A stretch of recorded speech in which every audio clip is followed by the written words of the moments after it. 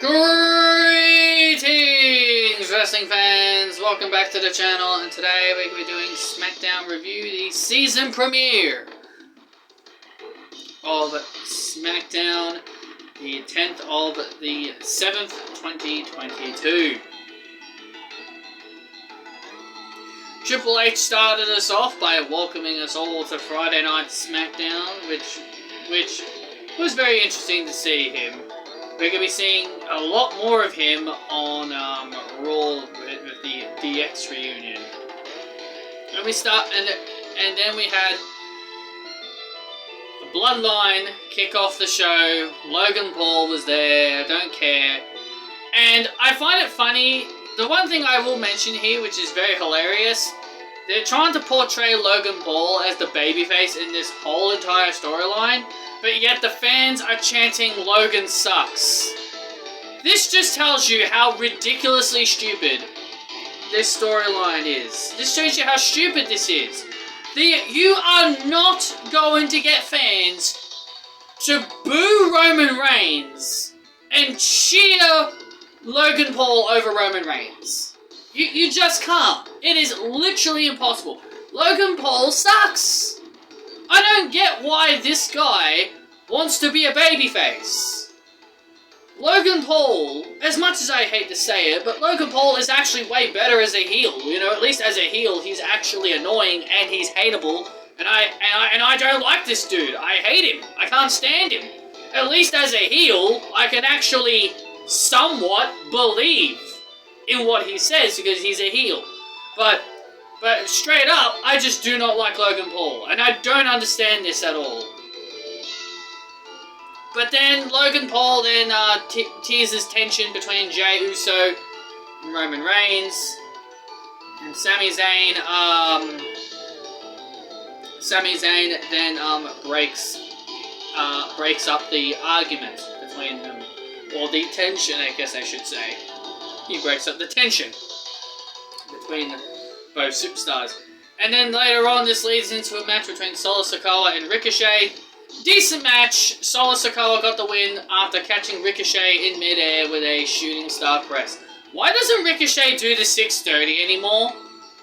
The shooting star press seems to be becoming more his finishing move than the 630 splash. I don't get why he's not doing the 630 splash anymore. But anyway, Solo Sikoa got the win with a spinning rock bottom. Roman Reigns then told Sami Zayn Jey Uso is now his problem. And then we get Shiro. More group of people I wish Dodo would take off my TV. We get Shiro coming to the ring, and then out of nowhere, Legado del Fantasma finally make their debuts on the main roster. But we have ourselves a bit of a catch and an issue, maybe, depending on how people feel. If people are aware of Legado del Fantasma in NXT, and then they see the changes here, you know people are going to freak out. But I just want to point out that Elektra Lopez is not with them anymore.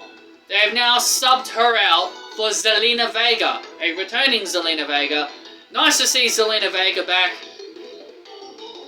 But I don't know why they took out Elektra Lopez. If they didn't think she was ready for the main roster, then I don't know why they had her in the end segment in NXT.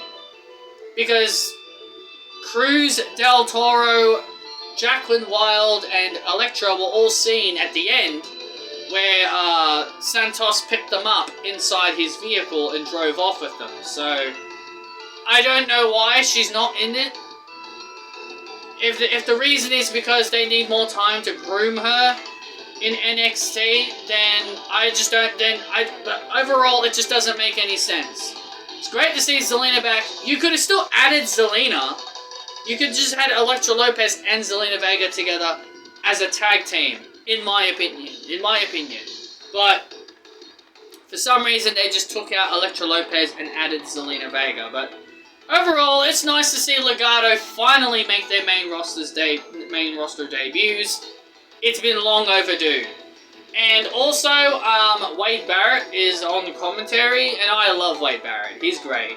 I really do enjoy Wade Barrett's commentary, even in NXT, when I watched some of the matches in NXT.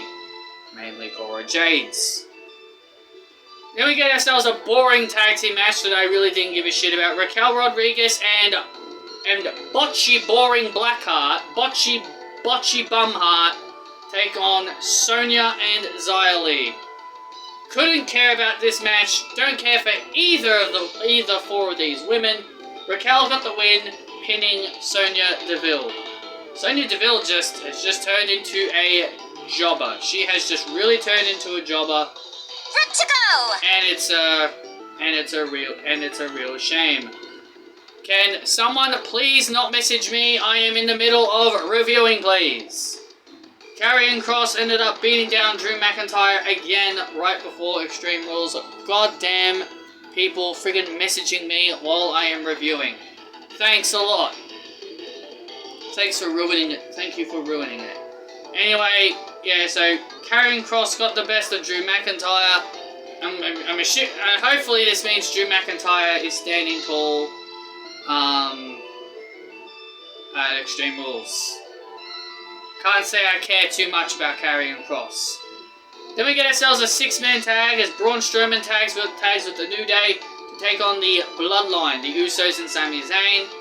Sami Zayn and Jey Uso constantly continue bickering and arguing between each other, which ultimately leads to the New Day scoring the victory, Jimmy Uso taking the pin. Wow, holy shit, the Bloodline finally took a loss for the first time in months. And we also see a visual of a white rabbit. I know, and yes, I am very well aware of the White Rabbit storylines before anyone thinks I've been living under a rock and I don't know about it. Yes, I do know about the White Rabbit. I've seen all the QR codes. I don't scan the QR codes, and I've been seeing it all on social media. People are thinking this is the return of Bray Wyatt. I would laugh if it doesn't end up being Bray Wyatt. I do think it will end up being Bray Wyatt. Because Triple H isn't the kind of person that's going to mess up a debut like this. Because imagine the outrage if it doesn't end up being Bray Wyatt.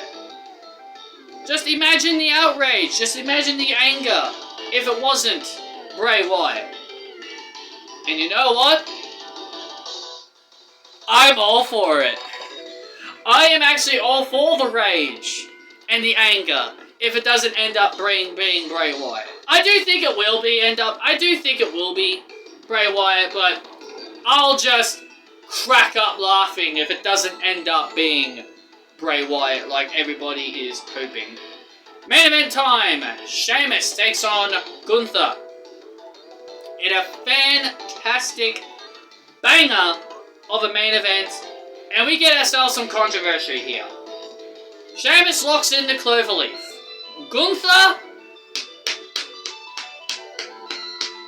tapped out, but the referee, for some stupid reason, waved it off. I've seen some people say it's a fake tap, a fake out. I don't understand why people are trying to... I know why people want to try and make sense of the whole situation. But my opinion is this. A tap out is a tap out. It doesn't matter if it's once. I've seen some people say, oh, you have to tap out 1, 2, 3 times for it to count. I've seen people call it a false tap out, a fake tap out, or whatever. I've seen people use all kinds of words for it. It does, in my opinion, it does not matter. If your hand hits the mat in a submission, it's a tap. We've had situations years ago, back in the early days of wrestling, way before the whole tapping out situation was ever brought into WWE. That was because of Ken Shamrock, by the way. He was the one that designed the tap out rule He was the one that designed the tap-out rule when he came into WWE.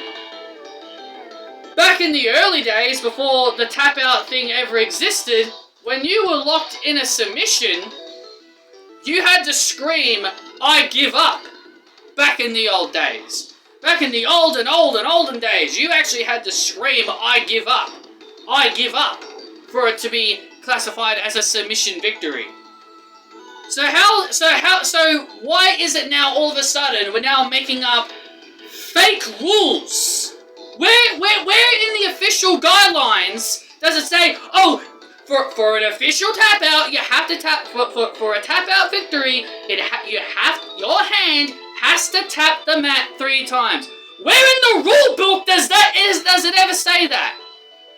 Sheamus was screwed. I don't care if you tap out 100 times, 2 times, 1 time, 1,000,000,000,000 times. A tap out is a tap out. Sheamus was screwed. And no, before anybody tries to compare this to Ronda Rousey at SummerSlam, that is a completely different scenario. The referee counted Ronda Rousey's shoulders to the mat while Liv was tapping out. That's a different scenario. Don't try and bend the screw to try and benefit your needs. Completely different scenario. Completely different. These two are completely different scenarios. Sheamus was screwed, and that's a fact. You can come up with your bullshit. You can come up with all those weird bullshit rules if you want. It has to be 3 times. You can come up with any kind of bullshit if you want. I don't care. Sheamus was screwed on this night. And if you don't agree with me, that's tough shit. That is tough shit. You cannot come up with fake rules that clearly do not exist. Sheamus was screwed. And that's a fact. So Gunther ended up winning by smashing Sheamus with a shillelagh, thanks to outside interference from Imperium. And also we have now got the return of LA Knight. Cool, but I don't understand why we had to go this route. I don't know why we had to put him back in Maximum Male Models to get there, because I remember Vince McMahon booted him out of Maximum Male Models, and then once Triple H comes into charge, he puts him back into Maximum Male Models. I don't know why Triple H had to do this. Vince McMahon just made it easier for him by taking him out of Maximum Male Models. You could just easily just repackaged him back into LA Knight when Vince McMahon booted him out in the first place. I don't know why we needed the build-up to Max Dupree going back to LA Knight. And I remember people hating the name LA Knight, but apparently now, LA Knight is now a beloved name. He's definitely a great character. But I am pretty much excited for it. So anyway, that is my thoughts on Smackdown. Give me that thumbs up if you guys did enjoy. Like and subscribe, and I'll see you all next time.